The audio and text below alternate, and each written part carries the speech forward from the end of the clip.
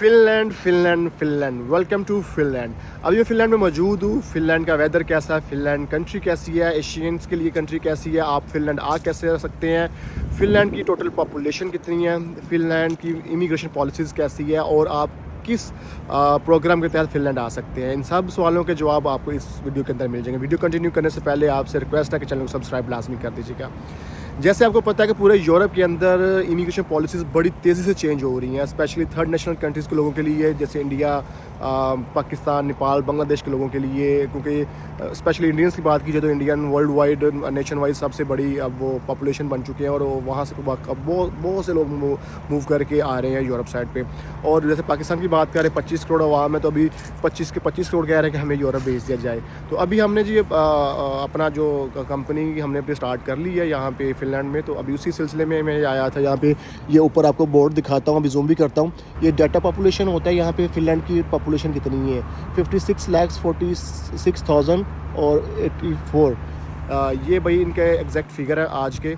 ये इनकी पॉपुलेशन है। कंट्री बहुत बड़ा है और इसकी 56 लैक्स जो है ना 5.6 मिलियन अराउंड जो है ना इसकी पॉपुलेशन है। तो आप इससे अंदाज़ा लगा सकते, स्कैंडिनेवियन कंट्री है और इसकी पॉपुलेशन कम है। पॉपुलेशन कम है तो उनको लोग चाहिए यहाँ पे। अब लोग कैसे आ सकते हैं? अभी एक रिसेंटली एक न्यूज़ आई है जिसके अंदर मैं डिस्क्रिप्शन में उसके न्यूज़ लिंक डाल दूंगा, आप रीड कर सकते हैं। अभी एक न्यू सर्वे आया जिसमें 4000 लोगों की एकदम से कमी होगी फिनलैंड के अंदर। यानी कि 4000 लोग, इन ये जो डिजिट्स आ रहे हैं ना ऊपर, इसमें 4000 लोग कम हो गए हैं पॉपुलेशन के अंदर। और इस साल जनवरी से लेके अभी मैं ये वीडियो रिकॉर्ड कर रहा हूँ नवंबर 2024, तो इस पीरियड तक जो है जो फिगर्स आए हैं जिसमें वर्क परमिट अलाउ किए हैं फिनलैंड ने, वो 12,400 कुछ ऐसा को फिगर आ रहा है कि यानी कि अराउंड 12,000 लोगों के, यानी वर्क पे जॉब कॉन्ट्रैक्ट के ऊपर लोगों को यहाँ पे हायर किया गया है। उसके अलावा जो दूसरे इमिग्रेशन प्रोग्राम हैं जिसमें आप एज आ एंटरप्रेन्योर आ सकते हैं, आप एज अ स्टार्टअप आ सकते हैं।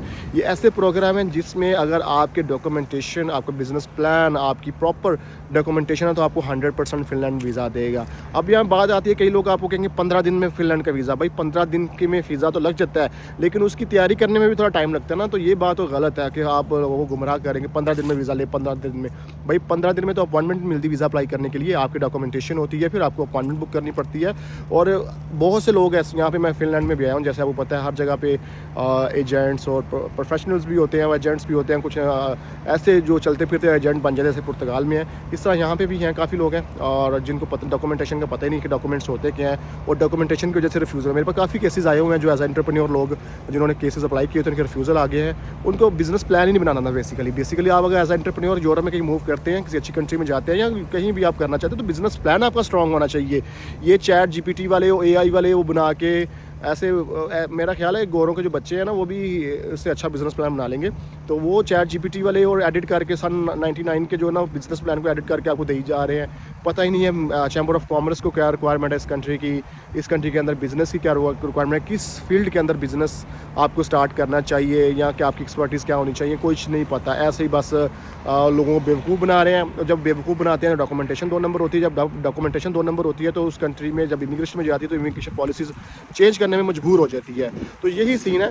तो भाई बच्चों के लिए यहाँ पे काफ़ी अपॉर्चुनिटी है, इंग्लिश में स्टडीज़ है, बेस्ट एजुकेशन सिस्टम है वर्ल्ड का। आप यहाँ फैमिली के साथ आ सकते हो, specially Pakistan, India, Bangladesh, Dubai, Saudi Qatar, वहाँ से जो लोग हैं जो फैमिली के साथ मूव करना चाहते हैं, तो वो एज अ एंटरप्रेन्योर और एज अ स्टार्टअप आ सकते हैं। As a entrepreneur, as a startup कोई आपको बहुत सारी मिलियंस की या थाउजेंड्स ऑफ यूरोज़ की जो है ना वो इन्वेस्टमेंट नहीं शो करनी, माइनर सी जो है इन्वेस्टमेंट शो करनी है। और आपका बिजनेस प्रपोजल, बिजनेस प्लान पर होने चाहिए, आपकी कंपनी होनी चाहिए, मामला जो भी यहाँ लीगल, इस पर हम डिटेल वीडियो बनाएंगे। तो अगर वो होते हैं तो आप फैमिली के साथ ईजीली यहाँ पे मूव करके आ सकती हैं। इवन कि अगर आपके फाइनेंशियली की प्रॉब्लम आ रही है, मामला आ रहे हैं, आपके पास आइडिया है, फाइनेंस करने वाला कोई और बंदा है, आपके पास एक solid idea, solid business proposal है, तो आप एज अ स्टार्टअप भी आ सकते हैं। इसकी कैटेगरीज हैं, 1 बाय 1 करके हम इसको डिस्कस करेंगे, स्टार्टअप को भी और एंटरप्रेन्योर को भी। दोनों बड़ी फ्लेक्सिबिलिटी है इन दोनों के अंदर और फास्ट ट्रैक प्रोसेस है। अगर मैं कंपेयर करूँ पुर्तगाल के साथ, तो पुर्तगाल का सिस्टम बहुत स्लो है। इसका हम कंपेरिजन D2 वीज़ा के लिए कर सकते हैं। पुर्तगाल का जो D2 वीज़ा उसको हम फिनलैंड के एंटरप्रेन्योर स्टार्टअप के साथ हम कंपेयर कर सकते हैं। तो उस पर तकरीबन 8-9 महीने साल लग जाता है। ये तकरीबन 1.5-2 महीने में आपका सारा कुछ क्लियर हो जाता है, आपको पिक्चर क्लियर हो जाती है भाई हमारा मामला क्या है। तो ये फ़िनलैंड में लिविंग स्टैंडर्ड अच्छा है। यहाँ पे अगर वेजेस की बात की जाए, अगर आप पढ़े लिखे हैं, वाइट कॉलर जॉब मिल जाती है, तो वाइट कॉलर जॉब आपको 2500 से 3000 यूरो मिनिमम पे आपको मिल जाती है। अब लोग यहाँ पे आके कहेंगे जी भाई हमें यहाँ पे 2 साल हो गया, हमें तो कुछ भी नहीं मिला।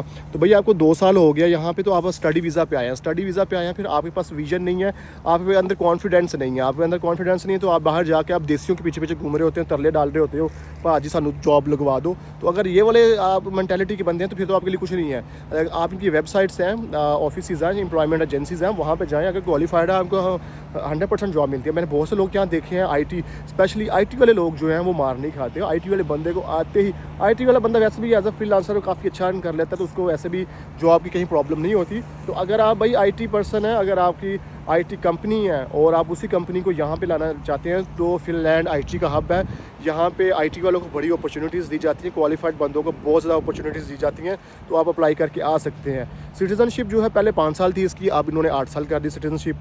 5 परमानेंट रेजिडेंस आपको 5 साल में बाद मिल जाती है। अच्छा, कार्ड को कितने साल का मिलता है? नॉर्मली क्या क्या होता है, जितने आपका वर्क कॉन्ट्रैक्ट है या आपकी स्टडीज़ है उतना कार्ड दे देते हैं, नहीं तो फिर आपको फर्स्ट ईयर का कार्ड देते हैं पहले साल, और दूसरा 4 साल का दे देते हैं इस तरह। और जैसे सेल्फ एम्प्लॉयड एंटरप्रेन्योर या स्टार्टअप वाले हैं, इनको पॉसिबिलिटी होती है 1 साल का कार्ड, या आपको बिज़नेस प्लान बड़ा अच्छा है तो 2 साल का कार्ड भी आपको इशू कर देते हैं। उसके बाद रिन्यू होता है, 5 साल बाद आपको परमानेंट रेजिडेंस मिल जाता है। तो बच्चों की एजुकेशन यहाँ पे बिल्कुल टोटली फ्री है, इंग्लिश में है। आपकी एक मिसेज़ आती हैं यहाँ पे, मिसेज़ आपकी वोकेशनल ट्रेनिंग, इनके जो अदारा है, जैसे पुर्तगाल में IFP है, यहाँ पे कैला है, या और भी सोशल सिक्योरिटी ऑफिस हैं, वहाँ पे रजिस्टर होते हैं। तो वहाँ पे आपको आपकी मिसेस को मंथली 700-800 यूरो भी मिलेगा। वो उनको स्किल्स भी सिखाएंगे, वोकेशनल ट्रेनिंग कोर्स भी करवाएंगे उनको फ्री में, और उनको जॉब भी दिलवाएंगे। तो यहाँ पे काफ़ी ज़्यादा as compare to Spain, Malta, पुर्तगाल, क्रोशिया, इन कंट्रीज से बेहतर ये कंट्री है। हाँ, इसमें ये है कि ठंड यहाँ पे होती है ज़्यादा। ये जैसे मुझे भी ठंड लग रही है, पर हम तो पुर्तगाल में गर्म कंट्री में रहने वाले लोग हैं, हमें ज़्यादा फील हो रही है। और काफ़ी अरसे के बाद जो है ना, वो विज़िट करना ठंडी कंट्री में एक डिफरेंट चीज़ है, और वहाँ पे रहना एक डिफरेंट चीज़ है।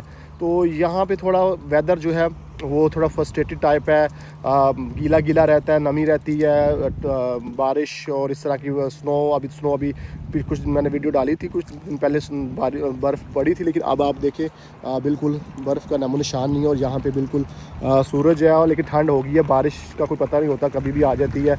तो ये फ़िनलैंड जो है, अभी जो सऊदीया, कतर, ओमान में रहने वाले लोग हैं, जो फैमिली के साथ मूव करना चाहते हैं, Finland is a quite good option आप लोगों के लिए। आपके बच्चे हैं तो बच्चों का फ्यूचर सिक्योर है, बच्चों की एजुकेशन बिल्कुल फ्री है, इंग्लिश में भी स्टडी करवा सकते हैं, फिनिश में भी ऑप्शन देते हैं, फिनिश में पढ़ाना है फिनिश में पढ़ा सकते हैं, स्वीडिश में पढ़ाना है तो स्वीडिश में पढ़ा सकते हैं, वो आपके ऊपर डिपेंड करता है।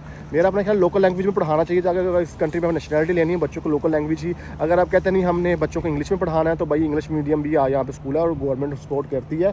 और अगर बच्चे ने कोई एक्स्ट्रा एक्टिविटी सीखनी है, उसके अंदर भी गवर्नमेंट ही सपोर्ट करती है, आपको गवर्नमेंट आपको काफ़ी देती है। और उसके बाद अगर आपकी लो इनकम है, लो इनकम के ऊपर आपको सोशल बेनिफिट्स भी मिलते हैं। यहाँ तो आपको 100% घर फ्री मिलता है, अगर 100% घर ना भी फ्री मिले तो आपको रेंट के अंदर 70% जो है वो गवर्नमेंट हेल्प करती है। अगर आपकी इनकम लो है तो उसकी डिफरेंट कंडीशंस हैं, हर बंदे की इनकम कैलकुलेट की जाती है, तो उसके हिसाब से फिर आपको हाउसिंग अलाउंस, ये नहीं है कि आपको 70% ही देंगे, आपकी इनकम कैलकुलेशन के बाद वो बताएंगे कि हम आपको इतना अलाउंस दे सकते हैं। तो काफ़ी ज़्यादा अच्छे हेल्थ बेनिफिट्स हैं, हेल्थ अच्छा सबसे निज़ाम है हेल्थ का इनका। आप खुद भी गूगल पर सर्च करेंगे फ़िनलैंड के बारे में, आपको आइडिया हो जाएगा। आपके लिए सबसे बेस्ट ऑप्शन है भाई, जो फैमिलीज़ के लिए इसके साथ मूव करना चाहते हैं, फ़िनलैंड क्वालिटी ऑफ लाइफ गुजारना चाहते हैं, तो फ़िनलैंड उनके लिए अच्छा ऑप्शन है। अभी हम आए हुए थे डेटा पॉपुलेशन में रजिस्ट्रेशन के लिए, कुछ दोस्त हैं वो गए हुए हैं अंदर, अभी टाइम लगता है, अभी टोकन लेना पड़ता है, लाइन में लगना पड़ता है, तो वो रजिस्ट्रेशन के लिए गए हैं। जैसे ही वो रजिस्टर होंगे तो वो ऊपर बोर्ड के ऊपर उनका आ जाएगा भाई आज हमारे पास 2 बंदे ऐड हो गए, अभी 84 है तो वो 84 है, वो 86 हो जाएगा वहाँ पे। तो ये भाई स्टोरी है फ़िनलैंड की। मज़ीद वीडियोस इस पर बनाएंगे डिटेल के साथ। तो उम्मीद करता हूँ कि आपको काफ़ी चीज़ें फ़िनलैंड के बारे में पता चली होंगी, फ़िनलैंड कैसी कंट्री है, क्या नहीं है। मुझे तो अच्छी लगी, पीसफुल है, रूल्स बड़े ज़बरदस्त है, यहाँ पे स्ट्रिक्ट रूल है। Of course strict rule follow करेंगे तो फिर ही आप सही सिस्टम बना सकेंगे ना। तो यहाँ पे सिस्टम के साथ लोग चलते हैं। ट्रैफिक मैंने जैसे पुर्तगाल में एक बम्बार्ड है ट्रैफिक का, वो ट्रैफिक मैंने यहाँ पे नहीं देखी। तो काफ़ी चीज़ें मज़ेदार है यहाँ पे। बस एक ही प्रॉब्लम है जो कि यहाँ पे ठंड बहुत है और दुनिया में सबसे ज़्यादा कॉफ़ी भी यहीं पे पी जाती है। आज के लिए इतनी इन्फॉर्मेशन बड़ी है। अभी कल और परसों जैसे फ्री होंगे आप साथ फ़िनलैंड के बारे में डिस्कस करते रहेंगे और कौन कौन सी इमिग्रेशन पॉलिसीज़ हैं, एक एक पॉइंट को पकड़ के हैं। जैसे पुर्तगाल के अंदर आर्टिकल्स हैं, इस तरह यहाँ पे भी हैं, तो वो भी हम आपके साथ डिस्कस करें कि इस आर्टिकल के अंदर क्या आप कर सकते हैं। मिलते हैं नेक्स्ट वीडियो में एक नई इन्फॉर्मेशन, एक नई टॉपिक के साथ जी। अल्लाह हाफिज़।